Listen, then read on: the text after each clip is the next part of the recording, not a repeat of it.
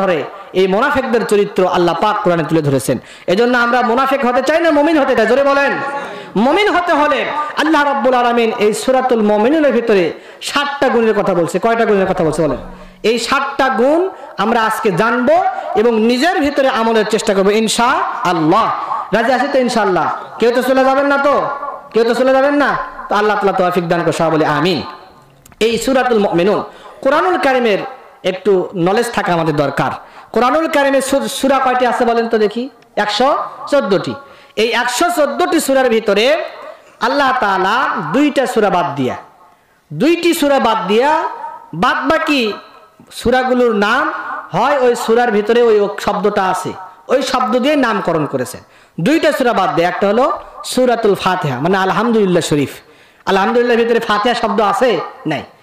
এই সূরা বাদ দিয়া এখানে অন্য শব্দ দ্বারা সূরার নামকরণ করেছে। আরেকটা হলো সূরা ইখলাস, আমরা বলি কুল হু আল্লাহ সূরা, কুল হু আল্লাহ বলে সবাই চিনে। এই সূরা ইখলাসের ভিতরে ইখলাস শব্দ নাই।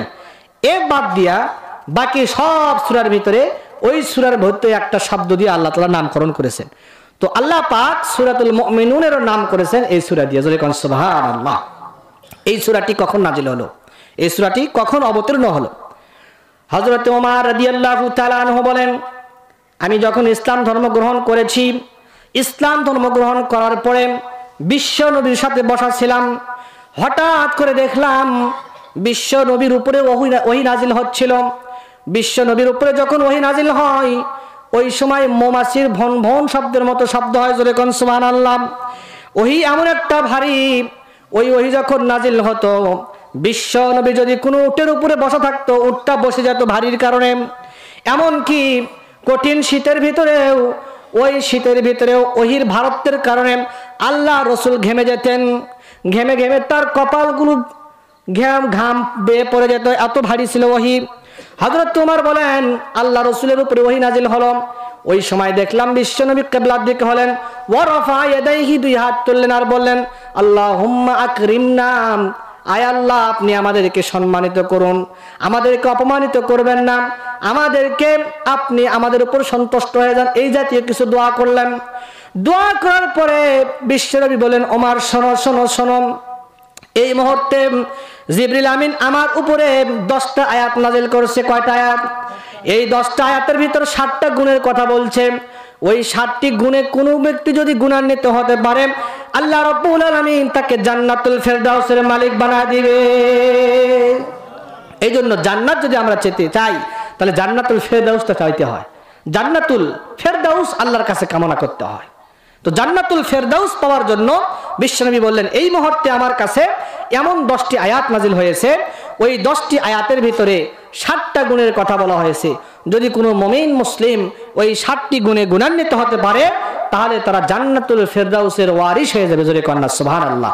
বাবা মারা গেলে যেমন সম্পত্তির ওয়ারিস হয়, ঠিক তদ্রূপ ভাবে এই 7টা গুণে গুণান্বিত হলে মারা যাওয়ার সাথে সাথে জান্নাতুল ফেরদাউসের মালিক হয়ে যাবে। জোরে কন্যা সুবহানাল্লাহ বিহামদি। তাহলে এই 7টা গুণ জানার দরকার আছে কিনা বলেন? এই 7টা গুণ আমাদের অর্জন করতে হবে।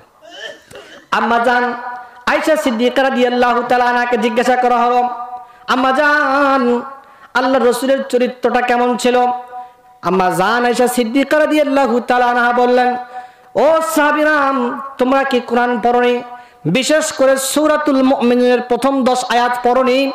ওই প্রথম 10 আয়াতের ভিতরে যে 7টা গুণের কথা বলা হয়েছে, ওই সবগুলি গুণ আমার বিশ্বনবীর ভিতরে পরিপূর্ণ ছিল। বিশ্বনবী যে কথাগুলো বলতেন সেগুলো তার ভিতরে ছিল। আমরা হুজুর, আমরা তো খালি মানে আওয়াজ করি, ওই গুণগুলো আমাদের ভিতরে থাকে না, আমাদের ভিতরেও থাকে না।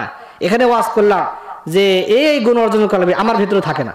কিন্তু হ্যাঁ, আল্লাহ পাক যেহেতু বলছেন ওয়াজাক্কির ফাইন্না যিকরা তানফাউল মুমিনিন, হে মুমিন তোমরা আলোচনা করো, মুযাকারা করো, উপদেশ দাও, মুমিনের ফায়দা হবে। এই দৃষ্টিকোণ থেকে আমার এই আলোচনা করা হয়। এই জন্য এই 7টা গুণ আমাদের অর্জন করতে হবে। এই 7টা গুণের ভিতরে আল্লাহ পাক আমাদের সবাইকে যেন কবুল করে, আমরা বলি আমিন।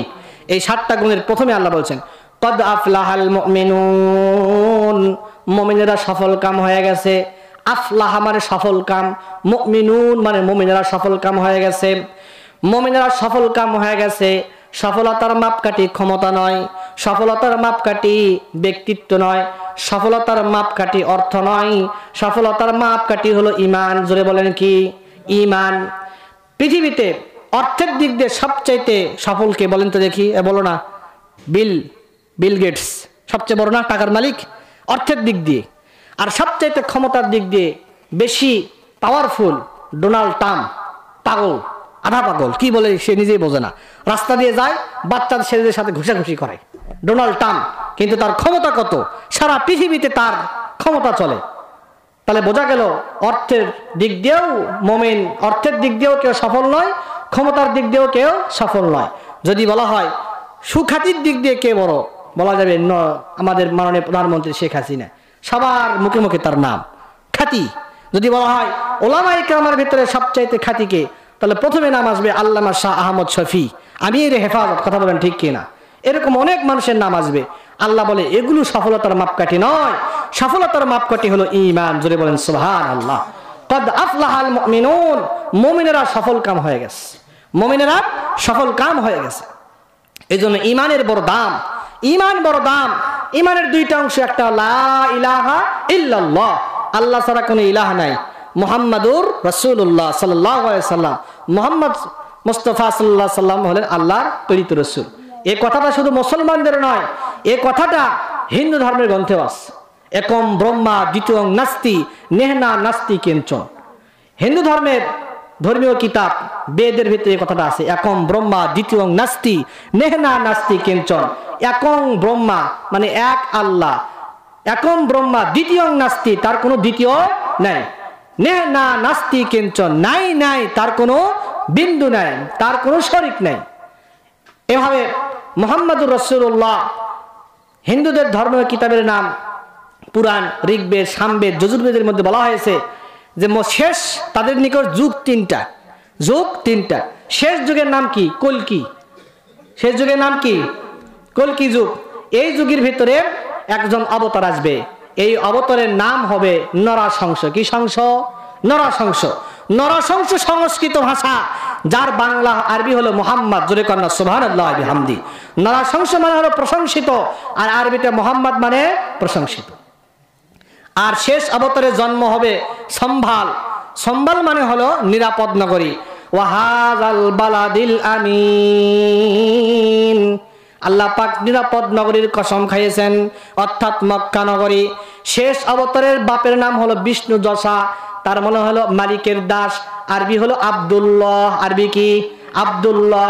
শেষ অবতার যে হবে তার মাতার নাম হলো সুমতি, আর তার আরবি হলো আমেনা, তার আরবি কি? আমেনা। এজন্য বোঝা গেল হিন্দু ধর্মের গ্রন্থেও ইমানের কথা আছে কি নাম? হিন্দু ধর্মের মধ্যে সবচাইতে বড় পণ্ডিত ব্রহ্ম, এই ব্রহ্মচারিতার কিতাবের মধ্যে লেখছে মদবর্তিতা দেবাদে ক্রান্তে প্রকৃতথা, মদবর্তিতা দেবাদে, মদবর্তিতা দেবাদে প্রকৃকান্তে প্রকৃততা, বিশ্বনাথ ভক্ষয়ে সদা মেধা সশস্ত্র সেতা। অর্থাৎ শেষ অবতরে তার প্রথম অক্ষর হবে ব, আর শেষ অক্ষর হবে দ।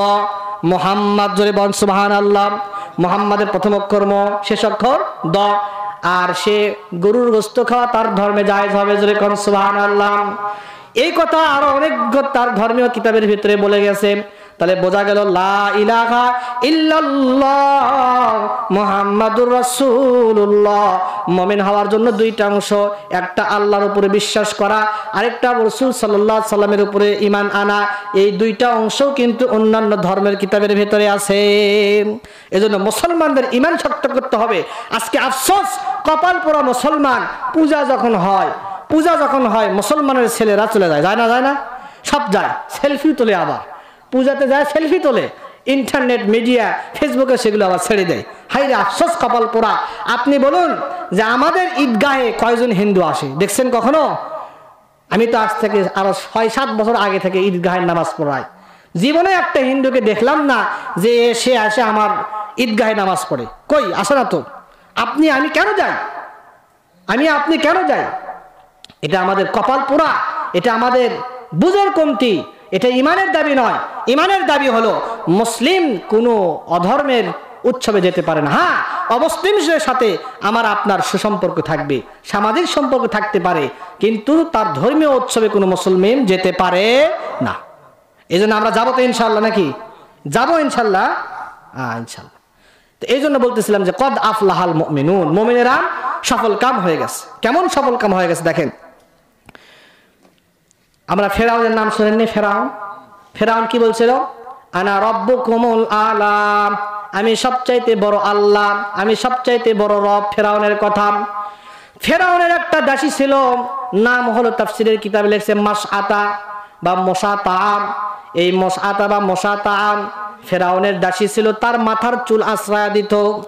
গভীর মনোযোগ দিয়ে শুনতে হবে। ইমানের দাম কত, ইমানের দাম কত, ইমানের মান কত, ইমানের মূল্য কত।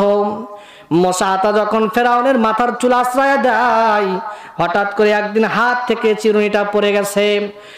ওই পড়ে যাওয়া চিরুনি মুসাতা বিসমিল্লাহির রহমানির রহিম বলে তুলছে। জোরে কন্যা সুবহানাল্লাহ।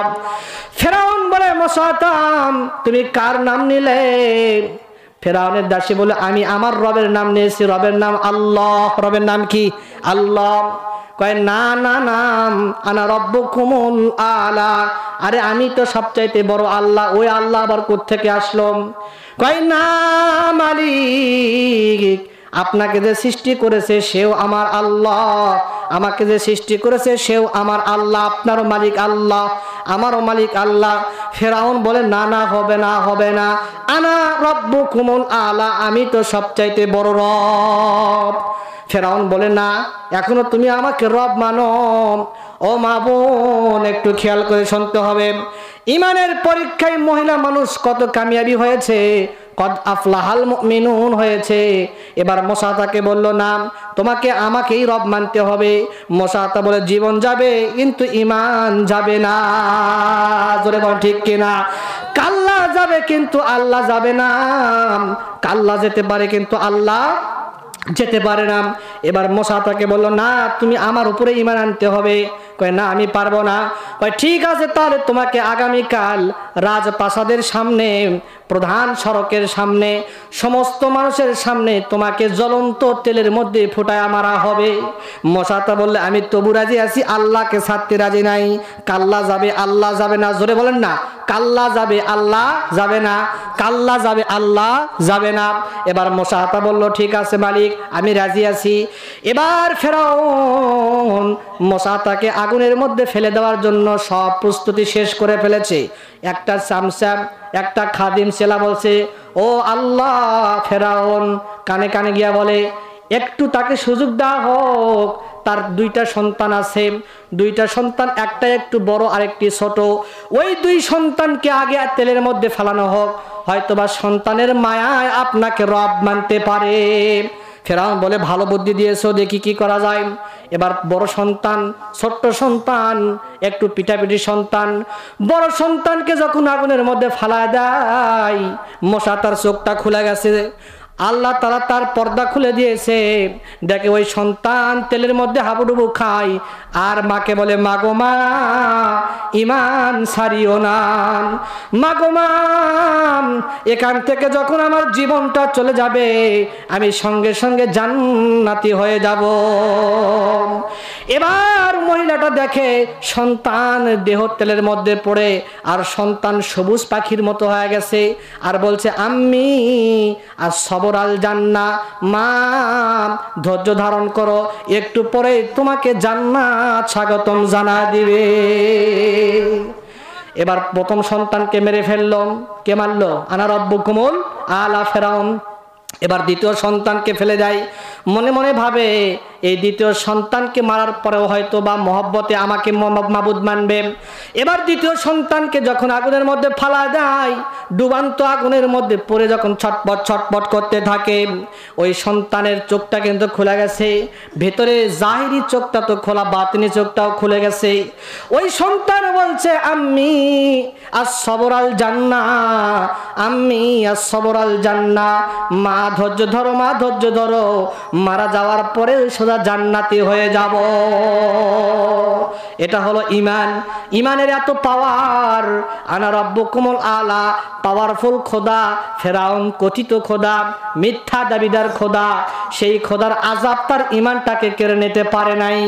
আজকে মুসলমান আমি আপনি মুসলমান হয়েছি, আমাদের ঈমানটা কেড়ে নিচ্ছে ইন্টারনেট, আমাদের ঈমানটা কেড়ে নিচ্ছে ইউটিউব, আমাদের ঈমানটা কেড়ে নিচ্ছে ফেসবুক, নিচ্ছে কিনা বলেন? আমাদের ঈমানটা কেড়ে নিচ্ছে সামাজিক অবস্থা, আমাদের ঈমানটা কেড়ে নিচ্ছে ইয়াবা, গাঁজা, মদ কেড়ে নিচ্ছে, সুদ, ঘুষ আমাদের ঈমানটা কেড়ে নিচ্ছে। এই জন্য ঈমানদার যদি হতে চাই, কদ আফলাহাল মুমিনুন হতে হলে প্রকৃত ঈমানদার হওয়া লাগবে। ঈমানদার হওয়ার জন্য 1 নম্বর গুণ, আল্লাযীনা হুম ফি সলাতিহিম খাশিউন। আল্লাযীনা যাহারা, ফি মানে মধ্যে, সলাতিহিম মানে তাদের নামাজে, খাশিউন আই খাইফুন আই সাকিনুন। আসাহুত তাফসীর, পৃথিবীর ভিতরে সবচাইতে বিশুদ্ধ তাফসিরের নাম হলো তাফসিরে ইবনে কাসির। ইবনে কাসিরের ভিতরে লেখেন খাশিউন শব্দের অর্থ হলো খাইফুন। বান্দা যখন নামাজে দাঁড়ায় যাবে, ওই নামাজে সে আল্লাহকে ভয় করবে, ওই নামাজে তার অঙ্গ প্রত্যঙ্গটা স্থির থাকবে। আর আমরা কেমনে নামাজ পড়ি? আল্লাহু আকবার, এদিকে তাকে মানে পোলার পটলা দেখে। কিসের পটলা দেখে?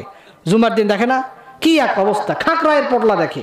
নামাজে দাঁড়ায় গেছে, মানুষের গল্প এদিক সেদিক আমরা তাকাতাকি শুরু করে দিই। খুশু খুশু আমাদের ভিতরে নাই। আর খুশু খুশু যদি না থাকে, তাহলে সেই নামাজটা আল্লাহর দরবারে কবুল হবে না। এই জন্য নামাজটা সুন্দর করে ধরতে হবে। আজকে আমরা নামাজ ছেড়ে দিয়েছি, রোজা ছেড়ে দিয়েছি, যত প্রকারের আল্লাহ পাকের আদেশ সূচক কাজ সব আমরা ছেড়ে দিয়েছি। কথা বলেন ঠিক কিনা? এই জন্য প্রথম গুণ কি? আল্লাযীনা হুম ফি সলাতিহিম খাশিউন।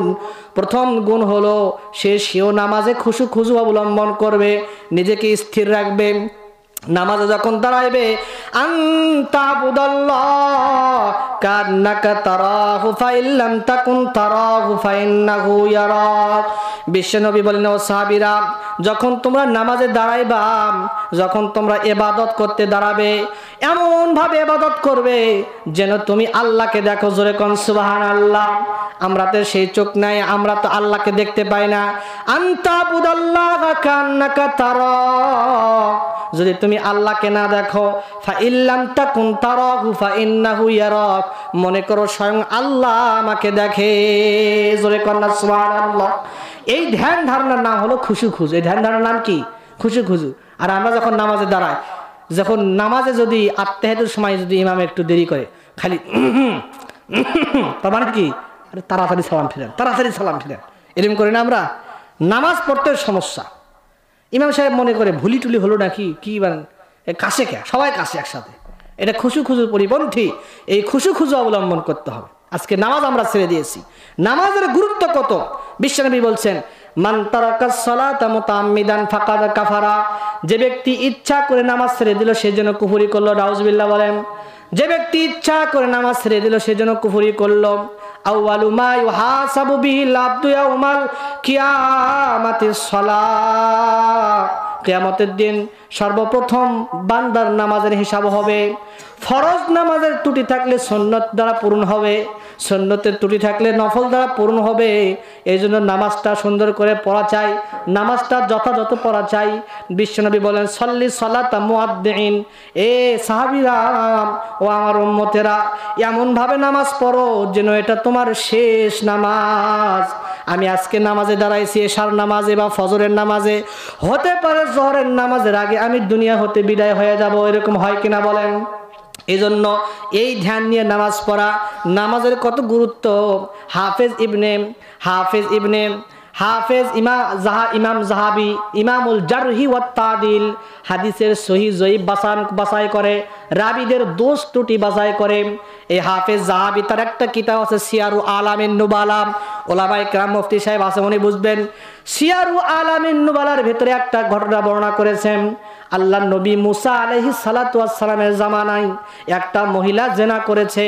জেনা করার পরে তার পেটের ভিতরে বাচ্চা এসেছে, অবৈধ বাচ্চা। এবার ওই মহিলাটি মুসা নবীর কাছে গিয়া বলছে, নবী আল্লাহ, ও আল্লাহর নবী, আমি একটা গুনাহ করেছি। কয় কি গুনাহ করেছো? কয় আমার পেটের ভিতরে অবৈধ সন্তান আছে। হ্যাঁ, আমি যে গুনাহ করেছি, আমার কি ক্ষমা হবে নাকি? মুসা আলাইহিস সালাতু ওয়াস সালাম বললেন, পেটের ভিতরে সন্তান থাকার পরে মহিলা বলছে, ওই সন্তান যখন আমি প্রসব করেছি, ভূমিষ্ঠ হয়েছে, ওই ভূমিষ্ঠ সন্তানকে আমি গলা টিপে হত্যা করে ফেলেছি। নাউজুবিল্লাহ বলেন। মহিলাটি বলল, ইয়া নবী আল্লাহ, এই নিদারুণ আমি কঠিন শক্ত গুনাহ করেছি, এই গুনাহ কি আমার ক্ষমা হবে নাকি? মুসা আলাইহিস সালাম বলেন, না না না, এই গুনাহ ক্ষমা হবে না। মহিলাটা মন খারাপ করে চলে গেছে। কিছু দূর যাওয়ার পরে আল্লাহ রাব্বুল আলামিন জিবরাইলকে নাজিল করেছেন।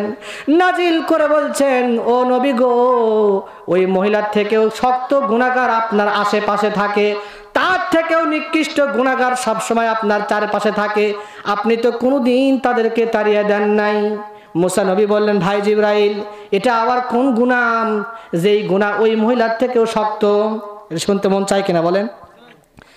কোন গুনাহ যেই গুনাহ এই মহিলার থেকেও শক্ত গুনাহ? এটা পরে বলবো। এক নম্বর গুণ হলো কি? নামাজে খাশিউন, আল্লাযিনা হুম ফি সলাতিহিম খাশিউন। দুই নম্বর গুণ, ওয়াল্লাযিনা হুম আনিল লাগবি মুরিদুন। যে মুমিন হবে তার দুই নম্বর গুণ হবে তার মুখটাকে হেফাজত করবে, মিথ্যা বলবে না, গীবত করবে না, পরনিন্দা করবে না, সে কখনো মানুষকে কষ্ট দিতে পারে না, ফাহিশা কথা বলতে পারে না। মুমিন যেই কথা বলে, ভালো হোক মন্দ হোক, মা ইয়ালফিজু মিন কাউলিন ইল্লা লাদাইহি রাকিবুন আতীদ, মা ইয়ালফিজু মিন আতীদ। জোরে বলেন আল্লাহু আকবার। আল্লাহ পাক বলেন, বান্দা তুমি যেই কথা বলো, ভালো হোক মন্দ হোক, ওই কথাগুলি আমি আল্লাহ কুদরতি ভাবে রেকর্ড করে নেই। এই জন্য কথা বলতে সাবধান করে বলা দরকার। আজকে আমরা কথা বললেই খারাপ কথা বলি, কথা বললেই মিথ্যা কথা বলি, বলি কিনা বলেন? এটা একটা স্ট্যাটাস হয়ে দাঁড়াইছে আমাদের, এটা একটা ফ্যাশন হয়ে দাঁড়াইছে। মিথ্যা কথা বলে একজন ভাইকে কষ্ট দেই, মিথ্যা কথা বলে একজনকে ঠাট্টা মস্কারি করি, এটা করা যাবে না। জবানকে হেফাজত করতে হবে। তিন নম্বর গুণ হলো ওয়াল্লাযিনা হুম লিযাকাতি ফাইলুন। মানুষ মুমিনের তিন নম্বর গুণ হলো যাকাত দান করবে, অর্থের যাকাত দিবে, শতকরা 2.5% হারে যাকাত দিবে। এবং দ্বিতীয় অর্থ হলো নিজের আত্মশুদ্ধি করবে। নিজের ভিতরে অহংকার আছে, অহংকার থাকা যাবে না। নিজের ভিতরে পদের মোহ আছে, থাকা যাবে না। নিজের ভিতরে হিংসা আছে, থাকা যাবে না। নিজের ভিতরে রিয়া আছে, থাকা যাবে না। মানুষ আমাকে সালাম দিবে, মানুষ আমাকে সম্মানের চেয়ারে বসাইবে, থাকা যাবে না। বিশ্বনবী বলেন, যার অন্তরের ভিতর সরিষার দানা পরিমাণ অহংকার থাকবে, লা ইয়াদখুলুল জান্নাহ, জান্নাতে যাবে না। এই গুণটা আমাদের অর্জন করতে হবে। মুমিনের তৃতীয় নম্বর গুণ হলো যাকাত প্রদান করবে, এবং ওর দ্বিতীয় অংশ হলো তার আত্মার পরিশুদ্ধতা করবে, নিজের আত্মার তাজকিয়া করবে। আর তাজকিয়াতুন নফস এটা একা একা হয় না, এজন্য উলামায়ে কেরামের সুহবত দরকার, আল্লাহ ওয়ালাদের সুহবত দরকার, যারা নিজেকে আত্মশুদ্ধি করেছে, যারা নিজেদেরকে এই রোগগুলি থেকে বাঁচাইছে, তাদের কাছে বসা। আজকে তো আমরা বসি না। আজকে আমরা 24 ঘন্টার ভিতরে 2 ঘন্টা যদি আমি সময় ব্যয় করি চা স্টলে আজে বাজে গল্প, এগুলো ব্যয় করি। আমরা কোনো ওলামায়ে কেরামের কাছে আমরা যাই না। হোক না সে আমাদের গ্রামের, হোক না সে ছোট, তার কাছে একটু বসেন, সালাম মুসাফা করেন, তার সহবতে থাকেন, দেখবেন আস্তে আস্তে দিলটা পরিবর্তন হয়ে যাবে। জোরে বলেন সুবহানাল্লাহ। এক জামানা সোহবতে বা আউলিয়া, ভেতরা সদ সালা তাআত বেরিয়া। এক জামানা সোহবতে বা আউলিয়া, ভেতরা সদ সালা তাআত বেরিয়া।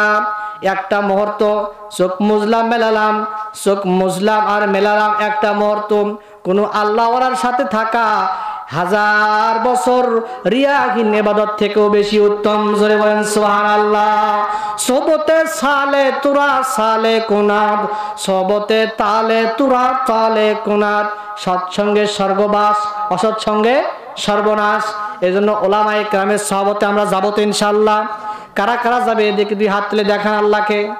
আয় আল্লাহ আমাদেরকে কবুল করো, ওলামায়ে কেরামের সহবতে যেন আমরা যেতে পারি। ওলামায়ে কেরামের সহবত ছাড়া দুনিয়াতে দিন টিকে থাকবে না। নিজের ঈমান টিকে রাখাও বড় কঠিন, জোরে বলেন ঠিক কিনা? এজন্য নিজের আত্মশুদ্ধি করতে হবে। তিন নম্বর হলো নিজের আত্মশুদ্ধি করা, যাকাত প্রদান করা। 4 নম্বর ওয়াল্লাযীনা হুম লিফুরুজিহিম হাফিজুন, ওয়াল্লাযীনা হুম লিফুরুজিহিম হাফিজুন। 4 নম্বর হলো সে নিজের লজ্জাস্থানকে হেফাজত করবে, জেনা করবে না, ব্যভিচার করবে না, অন্যায়ভাবে নিজের যৌন চরিতার্থ করবে না, নিজের যৌনতাকে অন্যায়ভাবে খরচ করবে না। এটা হলো ওয়াল্লাযীনা হুম লিফুরুজিহিম হাফিজুন, করা যাবে না। এই 4 নম্বর গুণ বিশ্বনবী সাল্লাল্লাহু আলাইহি ওয়াসাল্লাম বলেছেন, যদি কোনো যুবক যৌবন বয়সে ইবাদত করে, তার এই লজ্জাস্থানকে হেফাজত করতে পারে, আমি বিশ্বনবী তাকে জান্নাতের জামিন দিয়ে দিব। এজন্য লজ্জাস্থানকে হেফাজত করা, যুবকদেরকে কন্ট্রোল করা, সবাইকে কন্ট্রোল করতে হবে। আজকে ফেসবুকে, মিডিয়াতে আপনারা দেখেন, ছেলে এমন খবর যেগুলো প্রকাশ করাই বড় দায়, আমরা দেখতেছি অবস্থাটা। এজন্য নিজের যৌবনকে হেফাজত করতে হবে। নিজের যৌবন শুধু বিবাহিত স্ত্রীর জন্য বরাদ্দ, অন্য কোনো গার্লফ্রেন্ড, অন্য কোনো যত ফ্রেন্ড আছে এগুলোর সাথে ব্যয় করা যাবে না। এখান থেকে হেফাজত থাকতে হবে, নিজের ইফতকে হেফাজত করতে হবে, নিজের যৌনতাকে হেফাজত করতে হবে। এটা কেমন? কারণ আল্লাহর সামনে আমাদেরকে দাঁড়াতে হবে কিনা বলেন, আমরা মরবো কিনা বলেন। আল্লাহ বলছেন ওয়ালিমান খাফা মাকাম রাব্বিহি ওয়া নাহান নাফসা আনিল হাওয়া, ওয়ালিমান খাফা মাকাম রাব্বিহি ওয়া নাহান নাফসা আনিল হাওয়া ফাইন্নাল জান্নাতা হিয়াল মাওয়া। এ যুবক, যে যুবক আল্লাহর ভয়ে গুনাহ থেকে বেঁচে থাকবে, আমাকে আল্লাহর সামনে দাঁড়াতে হবে, এই চিন্তা চেতনা যার ভেতরে তৈরি হবে, আল্লাহ তাআলা বলেন তাকে আমি জান্নাতুল মাওয়া ঠিকানা দিয়ে দিব। জোরে বলেন সুবহানাল্লাহ। हर के दारद खौफ हक दर दिल मदाम, हर के दारद खौफ हक दर दिल मदाम, জান্নাতুল মাওয়া দেহাত ওরা মাকাম। যে ব্যক্তির অন্তরে আল্লাহর ভয় থাকবে, আল্লাহর ভয় এত বড় শক্তিশালী ম্যাগনেট।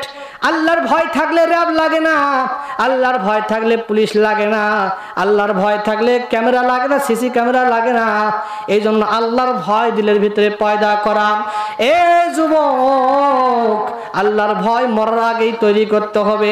আমার আল্লাহ বলেন ইয়া আইয়ুহাল্লাযীনা আমানুত্তাকুল্লাহ, হে ঈমানদার, ইত্তাকুল্লাহ, আল্লাহকে ভয় করো, হাক্কা তুকাতিহি, ভয় করার মতো ভয় করো, ওয়ালা তামুতুন্না ইল্লা ওয়া আনতুম মুসলিমুন, আর পরিপূর্ণ মুসলমান না হয়ে মারা যেও না। পরিপূর্ণ কমপ্লিট মুসলিম না হয়ে মৃত্যুবরণ করো না। কমপ্লিট মুসলিম না হয়ে মৃত্যুবরণ করা যাবে না। যদি মারা যায় তাহলে কবরে অবস্থা খারাপ আছে। এজন্য আল্লাহর ভয় করতে হবে। নিজের যৌবনকে আল্লাহর ভয়ে, আল্লাহর জন্য নিজের যৌবনকে সঠিক রাখতে হবে। পারা যাবে না ইনশাআল্লাহ। গার্লফ্রেন্ড, যত ফ্রেন্ড আছে এগুলোর সাথে ব্যবহার করা যাবে না। আল্লাহ তাআলা আমাদেরকে কবুল করে বলে আমিন। এটা আজকে এমন দুর্লভ হয়ে পড়েছে, যুবকের চরিত্র সঠিক পাওয়া খুব কঠিন হয়ে পড়েছে। বলেন, এখানে না, অন্য জায়গার কথা বলছি, আমি যেখানে থাকি সেখানের কথা বলছি। এখানের যুবকেরা মাশাআল্লাহ খুবই ভালো। শুনলাম বন্ধুবর মুফতি মিনহাজুল ইসলামের মুখে শুনলাম যে আপনারা এই যুবকেরাই নাকি এই মাহফিলটা, যুবক মুরব্বী গ্রামবাসীরা অনেক শ্রম দিয়েছেন। তাহলে বোঝা যাচ্ছে যে এই যুবকেরা কোরআনের মঞ্চ তৈরি করে, এই যুবক পূজার মেলায় যেতে পারে না। যেই যুবকেরা কোরআনের মঞ্চ তৈরি করে, এই যুবকেরা নিজের যৌনতাকে বিনা কারণে নষ্ট করতে পারে না, হারাম পথে ব্যয় করতে পারে না। যদি বলেন ঠিক কিনা বলেন। এজন্য যুবকদেরকে মহব্বত করি। আপনারা আমরা যেন সবাই যারা আছি আল্লাহকে ভয় করতে পারি। আল্লাহর ভয় এমন একটা ম্যাগনেট, এমন একটা পাওয়ারফুল জিনিস।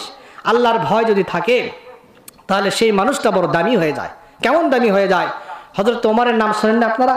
ওমর রাদিয়াল্লাহু তাআলা গরম মানুষ ছিলেন। ওয়া আশাদ্দুহুম ফি আমরিল্লাহি ওমর। ওমর এত কঠিন মানুষ ছিলেন যে রাস্তা দিয়ে যেত মিস্টার ইবলিস শয়তান 40 দিন যেত না। জোরে বলেন না সুবহানাল্লাহি বিহামদি। কত পাওয়ারফুল, কত গরম মানুষ ছিলেন। আল্লাহ রাসূল বলছেন লাউ কানা বাদি নাবিয়ান লাকানা ওমর। যদি আমার পরে কেউ নবী হতো তাহলে ওমরই নবী হতো, যেহেতু আমি নবীর পরে আর কোনো নবী নাই, আমি নবীর পরে আর কোনো নবী হিসাবে আসবে না, এই জন্য ওহির দরজাটা বন্ধ হয়ে গেছে, নবুয়তের দরজা বন্ধ হয়ে গেছে। ওমর ইবনুল খাত্তাব একদিন রাস্তা দিয়ে যাচ্ছিলেন, খুব মনোযোগ দিয়ে শুনবেন।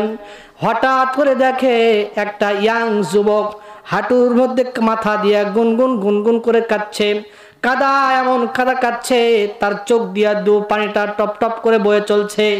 শক্ত মানুষ ওমর রাদিয়াল্লাহু তাআলা আনহু, তার কান্না দেখে নিজেও কেঁদে ফেলেছে। জোরে বলেন না সুবহানাল্লাহ বিহামদি। এত শক্ত মানুষ, তার কান্না দেখেও সে কেঁদে ফেলেছে। ওমর বলে, যুবক রে কেন কাঁদো, কি হয়েছে বলো? যুবক বলে, হুজুর আপনার কাছে বলা যাবে না।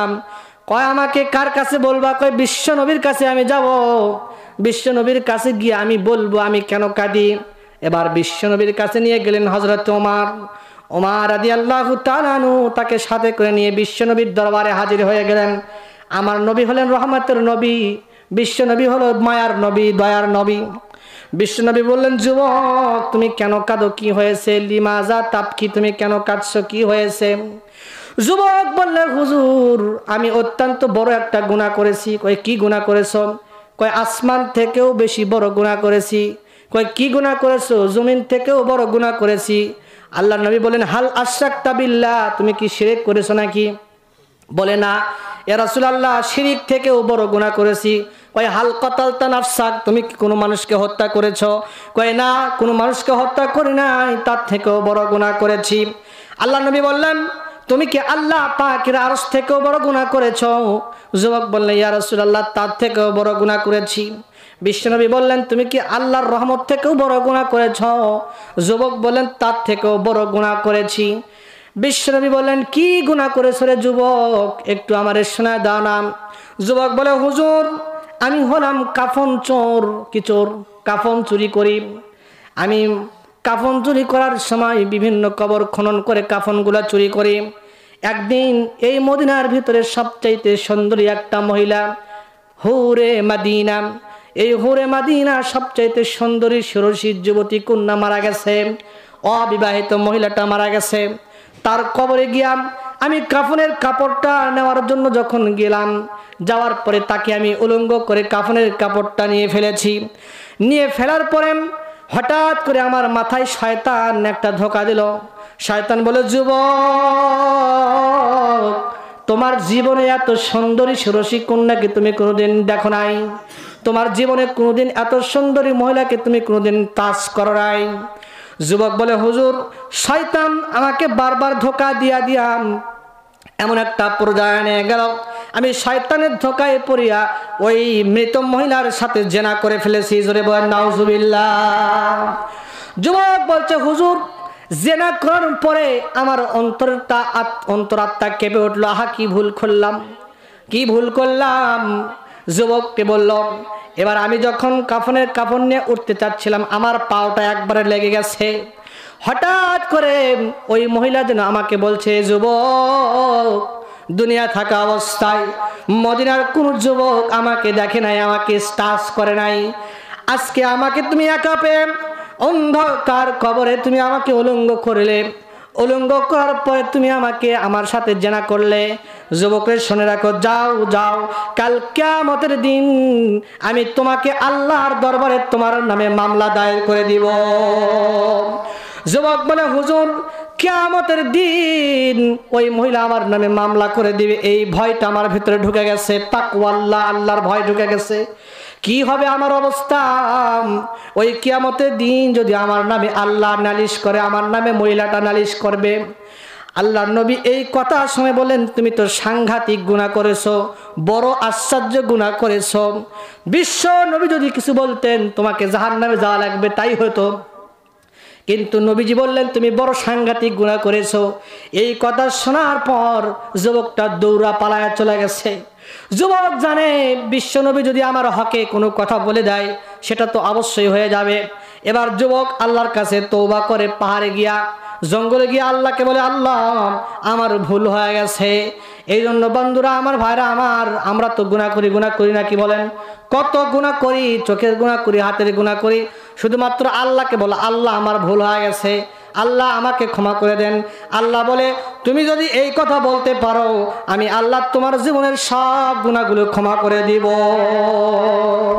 এই জন্য আল্লাহকে ভয় করতে হবে। এবার ওই যুবকটা 40 দিন পরে আল্লাহ তাআলা আয়াত নাজিল করে দিয়েছে। ওই যুবক পাহাড়ের উপরে উঠে আল্লাহকে বলছে, আল্লাহ তোমার কাছে আসার জন্য সবচাইতে উঁচু জায়গায় আমি পাহাড়ে এসেছি, তুমি আমাকে ক্ষমা করে দাও, আমি বড় গুনাহ করেছি। বিশ্বনবীর উপরে আল্লাহ তাআলা ওহী নাজিল করলেন। বিশ্বনবীকে বললেন, ও রাসূল, ওই যুবকটা আল্লাহর কাছে তওবা করেছে, আপনি তাকে জান্নাতের সুসংবাদ দিয়ে দেন। এই আল্লাহর ভয় থাকার কারণে মারাত্মক গুনাহ থেকে আল্লাহ তাকে বাঁচায় দিল। জোরে করেন সুবহানাল্লাহি ওয়া বিহামদিহি। এটা হলো ৪র্থ নম্বর গুণ। নিজের ইফফতকে হেফাজত না করার কারণে যদি আমাদের দ্বারা উল্টাপাল্টা হয়ে যায়, ইনসান তো, মানুষ তো, আমরা তো আর ফেরেশতা না, আল্লাহর কাছে তওবা করতে হবে, আল্লাহর কাছে তওবা করতে হবে। ৪র্থ নম্বর গুণ। ৫ম নম্বর গুণ, ওয়াল্লাযীনা হুম লিআমানাতিহিম, আমানতকে ঠিক রাখে, আমানতকে ঠিক রাখে। আমাদের সমাজে আমানতের খেলাফি এত হয়ে গেছে, ভাই আমাকে ভোট দেন, ব্রিজ, চাকরি সব দিব, ভোটের পর খুঁজে পাওয়া যাচ্ছে না, হয় না এরকম? এই জন্য আমানতকে ঠিক রাখা, আমি যদি যে পর্যায়ে হোক না কেন সেই পর্যায়ের আমানত ঠিক রাখা। ৬ষ্ঠ নম্বর, ওয়াহদিহিম রাউন, ওয়াদা রক্ষা করা, ওয়াদা রক্ষা করা। ৭ম নম্বর, ওয়াল্লাযীনা হুম আলা সালাওয়াতিহিম ইউহাফিজুন, যে প্রত্যেকটা নামাজকে হেফাজত করা, নামাজগুলিকে সঠিকভাবে পড়া। তাহলে বোঝা গেল সফল মুমিনের ৭টা গুণ। কয়টা গুণ? ১ নম্বর, নামাজে খুশু অবলম্বন করবে। ২ নম্বর, নিজের জবানকে হেফাজত করবে। ৩ নম্বর, যাকাত প্রদান করবে বা আত্মার পরিষ্কার করবে। ৪ নম্বর, সে নিজের ইজ্জত, নিজের যৌন শক্তিকে বেফায়দা, বেহালাল, বেহারাম কাজে ব্যয় করবে না। ৫ নম্বর, আমানতকে রক্ষা করবে। ৬ নম্বর, ওয়াদাকে ঠিক রাখবে। ৭ নম্বর, পুরা নামাজগুলো, ৫ ওয়াক্ত নামাজকে হেফাজত করবে। আমরা বুঝতে পারলাম তো ৭টা গুণ। তো আল্লাহ রাব্বুল আলামিন আমাদেরকে এই ৭টা গুণ অর্জন করবার তৌফিক দান করুক। আর ওই যে কথা বলছিলাম, ওই যে মহিলাটা বলল, তাকে তাড়ায় দিল মুসা আলাইহিস সালাতু ওয়াস সালাম। তো মুসা আলাইহিস সালাতু ওয়াস সালাম বললেন যে সে গুনাহ কি গুনাহ, যেই গুনাহ এই মহিলার থেকেও মারাত্মক। আল্লাহ তাআলার রাসূলকে জিবরিল আমিন জানিয়ে দিলেন যে যারা ইচ্ছা করে নামাজ ছেড়ে দেয় তারা হলো এই মহিলার থেকেও নিকৃষ্ট গুনাহগার। বলেন না নাউযুবিল্লাহি মিন যালিক। তাহলে আজকে থেকে আমরা নামাজ কাজা করব। নামাজ কাজা করবে না কারা কারা? দুহাত তুলে দেখান দেখি যে আমরা আজ থেকে নামাজ পড়বো ইনশাআল্লাহ। আরে ভাই, মৃত্যু যখন এসে যাবে তখন বুঝে আসবে যে নামাজের দাম কত। এই যে বাংলাদেশের চকবাজারে যে ঘটনাটা ঘটে গেল, হঠাৎ করে অগ্নি লেগে কতগুলি মানুষ প্রাণ হারালো, তারা কিন্তু চিন্তাই করেনি যে আমরা মারা যাবো। চিন্তা করছে কি? মারা যাবে। এই জন্য আমরা মৃত্যুর আগেই, মৃত্যু আসার আগেই আমরা যেন নামাজ পড়তে পারি, ৫ ওয়াক্ত নামাজ হেফাজত করতে পারি এবং এই ৭টা গুণে গুণান্বিত হতে পারি। পারা যাবে না ইনশাআল্লাহ? আমার আজকে আলোচ্য বিষয় হলো সে সফল মুমিনের ৭টা গুণ। বুঝতে পারছেন তো ইনশাআল্লাহ? যাক, যে ভাঙ্গা গলায় আমি আপনাদের সামনে কথা বললাম, আল্লাহ তাআলা আমাদের সবাইকে ইখলাসের সাথে আমল করবার তৌফিক দান করুক। আমরা বলি আমিন।